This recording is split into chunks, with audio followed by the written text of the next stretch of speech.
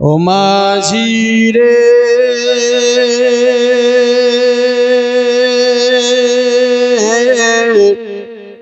আমায় নিয়ে চল মদিনা। ও মাঝি রে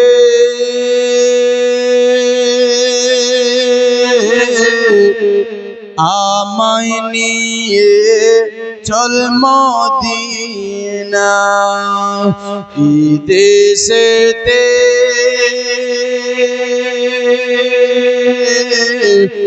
আমায় আর ভালো লাগে না,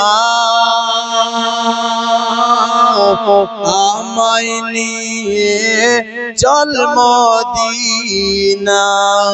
ও মাঝি রে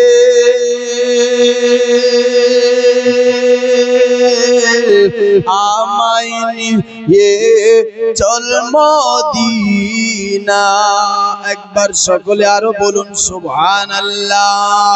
থাকতো যদি দোয়েতে পাখা উড়ে গিয়ে করতাম দেখা, থাকতো যদি দোয়েতে পাখা উড়ে গিয়ে করতাম দেখা, আমি যে তোমার দিওয়ানা।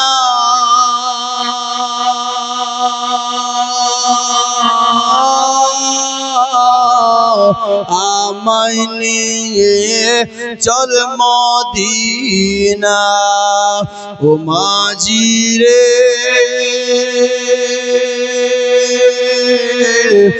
আমায় নিয়ে চল মদিনা। আর দেখবো আমি মদিনার ওই গলি, দেখবো আমি মদিনার ওই গলি, চুম্বকিয়ে নূরেরি জালি, দেখবো আমি মদিনার গলি, চুম্বকিয়ে নূরের জালি, মেটাবো মনের বাসনা।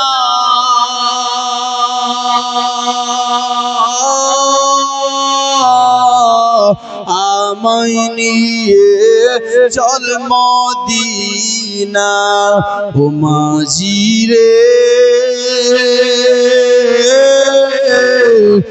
আমায় নিয়ে চল মদিনা।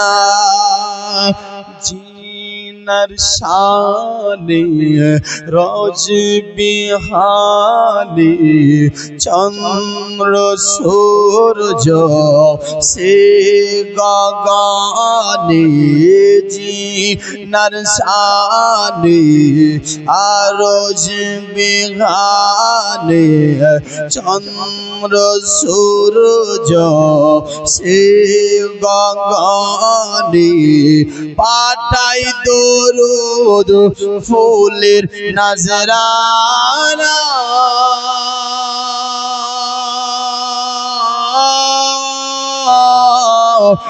আমায় নিয়ে চল মদিনা। ও মাঝি রে আমায় নিয়ে চল মদিনা। আরেকবার জোরে বলুন সুবহানাল্লাহ। যারা নবীকে ভালোবাসে না, যারা নবীকে ভালোবাসে না, তারা নবীর শাফাআত পাবে না, যার নবী কে ভালোবাসে না তারা নবীজির শাফাআত পাবে না। হাদিসে আছে বর্ণনা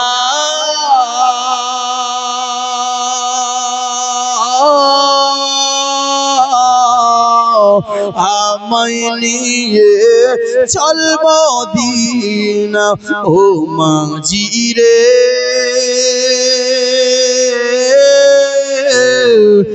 আমায় নিয়ে চল মদিনা। এই দেশে আর ভালো লাগে না, যাবো সোনার মদিনা।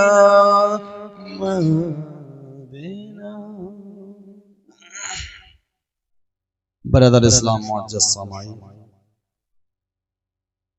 আসুন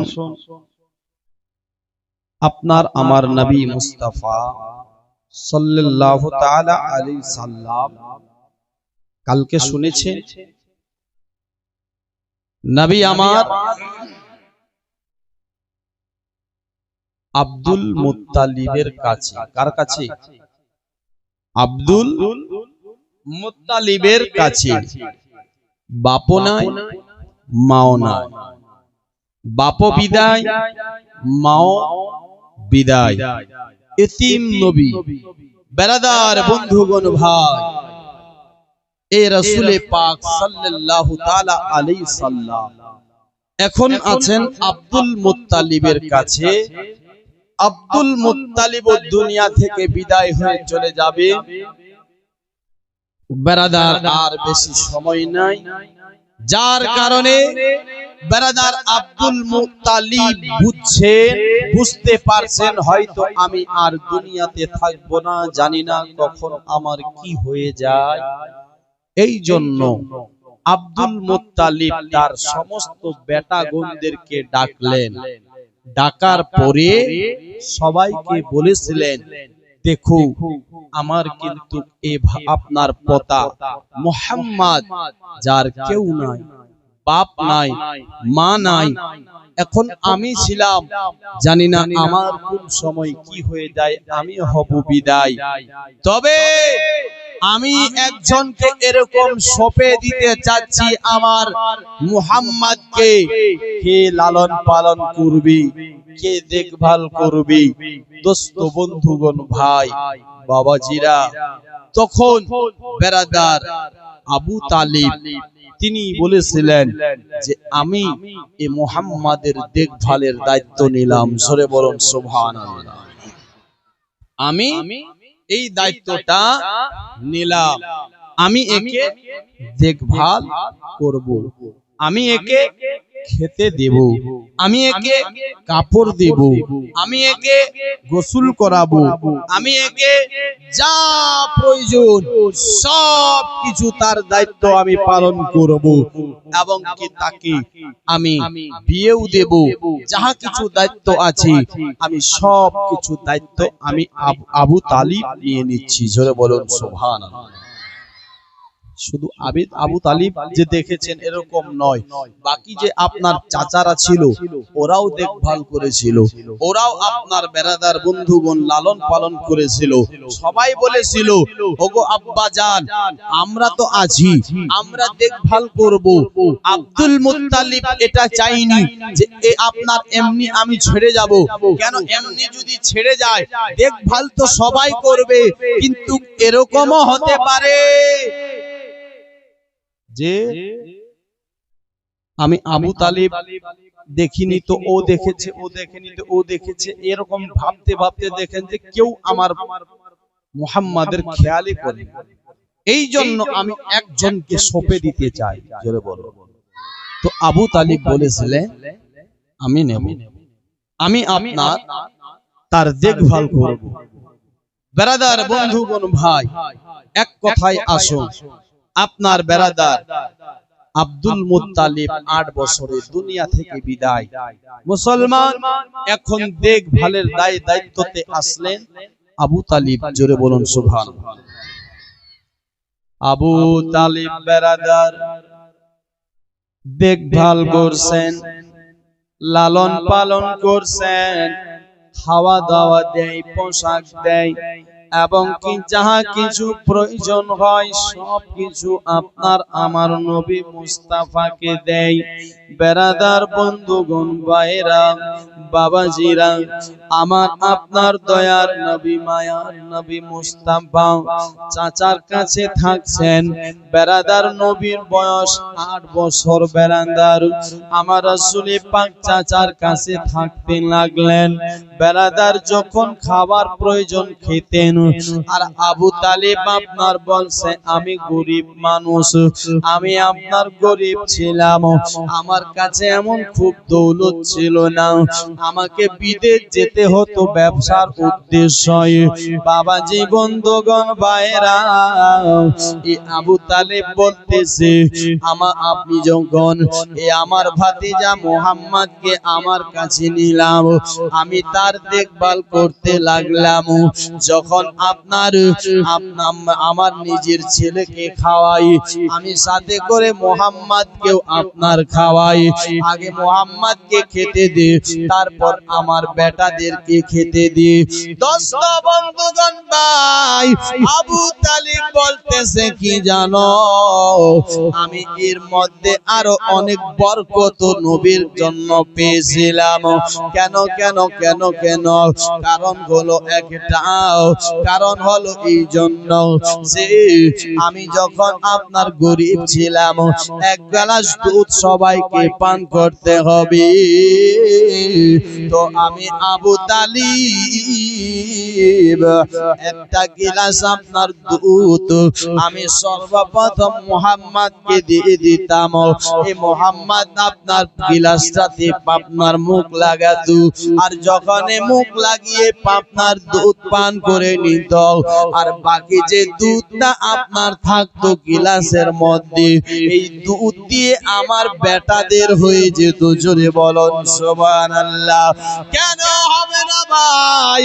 এ বেরাদার, আমার নবী যে রহমতওয়ালা নবী, বরকতওয়ালা নবী, আমার আল্লাহ যে রহমত বাণী প্রেরণ করেছে, বেরাদার, যাই হোক না কেন, এইভাবে করতে করতে করতে করতে করতে একদিন হঠাৎ করে আপনার বেরাদার আবু তালিব আপনার বেরাদার মুহাম্মদকে বলছে, ভাতিজাকে বলছে, হে আমার ভাতিজা মুহাম্মদ রে, তুমি তো জানো আমি গরিব মানুষ, খেটে খাওয়া মানুষ, আমাদের আপনার না কাটলে দিন যাবে না, আমাদের খাটতে হবে। তুমি জানো আমি দেশ বিদেশ যাই, আমি শামসেরিয়া দিকে আপনার ব্যবসার উদ্দেশ্য যাই। বেটা মুহাম্মদ রে, তুমি আমার একটা কথা শোনো গে আমার লাল, তুমি তোমার চাচি মায়ের কাছে থেকে যাও। বেরাদার যার নাম ছিলেন ফাতেমা বিনতে আসাদ, বেরাদার বলছেন তুমি তার কাছে থেকে যাও, আর আমি আপনার কিছুদিনের জন্য আপনার শামসেরিয়ার দিকে যাচ্ছি, তারপর আমি আবার আপনার ফিরে চলে আসব।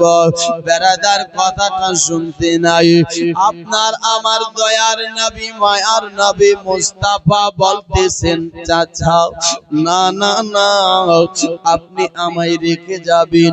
ওগো চাচা, এটা হতে